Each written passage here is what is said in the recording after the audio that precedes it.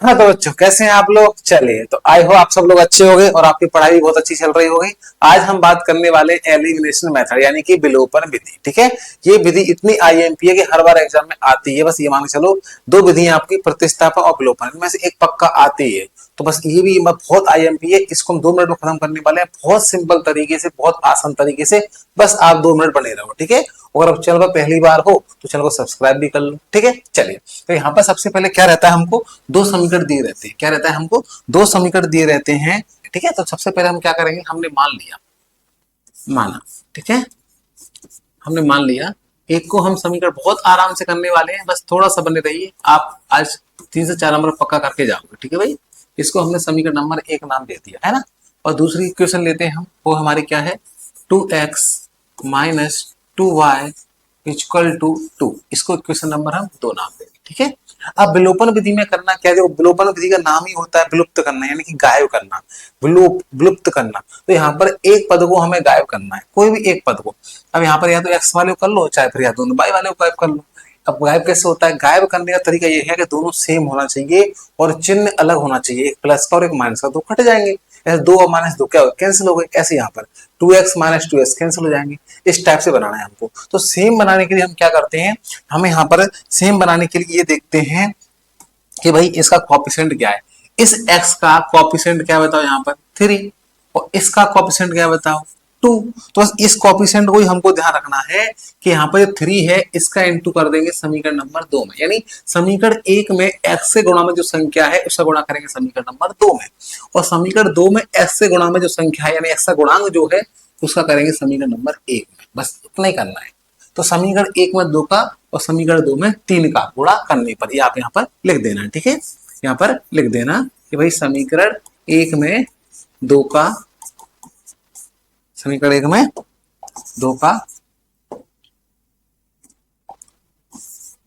व समीकरण 2 में 3 का, ठीक है, गुणा करने पर, गुणा करने पर, ठीक है। चलो करते हैं, 2 गुणा करो 3 में, 2 तिया 6, तो 2 तिया 6x और 2 चौके 8, तो 2 चौके पूरे समीकरण में गुणा करते हैं, ठीक है। इसमें भी करना है, इसमें भी करना है, इसमें पूरे समीकरण में गुणा करना होता है।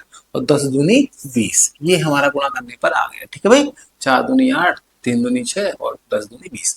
अब 3 का गुणा करेंगे, 3 दूनी 6, इसमें करना है, ठीक है।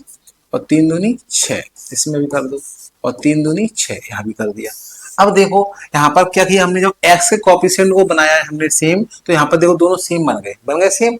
बस अब कुछ नहीं करना, इनको कैंसिल करना है। पर कैंसिल कैसे होंगे भाई, एक दोनों प्लस के अभी, तो हमें क्या करना है, इनका चिन्ह इन यहाँ पर घटा दो। क्या कर दो, घटा दो। घटाने पर क्या होता है, चिन्ह बदल जाते हैं, ठीक है भाई। तो हमने घटा दिया, तो प्लस वाला बन गया माइनस का, माइनस वाला बन गया प्लस का, और प्लस वाला बन गया माइनस का, ठीक है। प्लस माइनस हमारे यहाँ पर कैंसिल हो गए। अब देखो 8 प्लस के हैं और 6 भी प्लस के हैं, पहले माइनस के थे बट अब किसके हैं, प्लस के। तो 8 और 6 कितने हुए, 14 बाय, दोनों जुड़ जाएंगे, प्लस प्लस क्या होते हैं, जुड़ते हैं। और 20 प्लस के 6 माइनस के, 20 माइनस 6 कितने जाएंगे, 14 बाय, ठीक है। अब बस कुछ नहीं करना है, यहाँ पर y का मान निकल आएगा 14, और ये गुणा से कहा जाएंगे भाई भाग में, तो इसको काट दो। 14 से 14 कट गया एक बार, तो y का मान 1 आ गया भाई। लो भाई एक मान तो आ गया, बस एक मान हमको और निकालना है। अब y का मान 1 आ गया है, तो इस मान को उठा के समीकरण नंबर 1 और चाहे समीकरण नंबर 2 में रख दो, बस इतना ही करना है। तो y का मान हम समीकरण 1 में रख देते हैं, ठीक है। चलो लिख दो यहाँ पर कि y का मान समीकरण 1 में रखने पर, ठीक है भाई, रख देते हैं। चलो रख दो। तो थोड़ा सा इसको बढ़ा लेते हैं, एक से चलिए रख देते हैं। तो 3x plus 2 4 into y, 3x प्लस 4y इक्वल टू 10 है, तो y का मान तो हमने बंद रख दिया ना भाई। यहाँ पर y को हटा के रखना है, रिप्लेस करना है, y की जगह नहीं रखना, y को की जगह बैठना नहीं, y को हटाना है, खुद बैठना है भाई, ठीक है।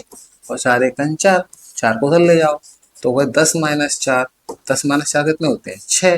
तो यहाँ पर y का x 3x बराबर आ गया 6, और x बराबर 6/3, 3 से काट दो, 3 दूनी 6, तो x का मान 2 आ गया। तो यहाँ पर आपके x और y के मान आ गए, x का मान आ गया 2 और y का मान आ गया 1। अगर आपको चेक करना है सही है गलत है, तो समीकरण 1 में रख के चेक कर सकते हो, x y 10 इक्वल टू 10 आ जाएगा यहाँ पर, ठीक है।